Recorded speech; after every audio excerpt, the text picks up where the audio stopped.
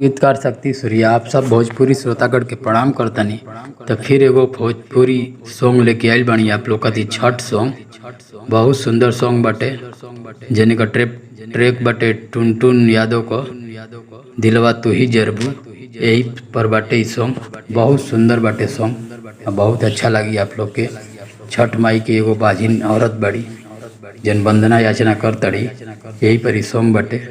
उबिंदा पर विश्वास भाई सॉन्ग आप लोग के बहुत पसंद आई। चैनल पर नया आई लोग तो सब्सक्राइब कर दिवे चैनल में।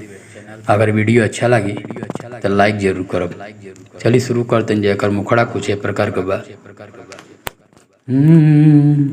सबका कह दिहले बाड़ू अन धन खजनवा माई दया कर तू।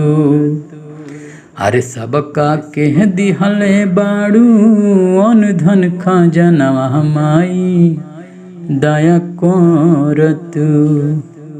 आदे तू छोड़ाई हमरो बझनी के नामवा माई दया कर तू। दे तू छोड़ाई हमरो बझनी के नामवा माई दया कर तू। तब मुखड़ा पसंद आई तो लाइक जरूर करो। चलिए कर पहला अंतरा सुनाते हैं। ही हे सौख नहाए गो पुरल हो, हमारा हलाए तनो ना जुरल हो। ही हे सौख नहाए गो पुरल हो, हमारा लाए तनो ना अरे जुरल हो।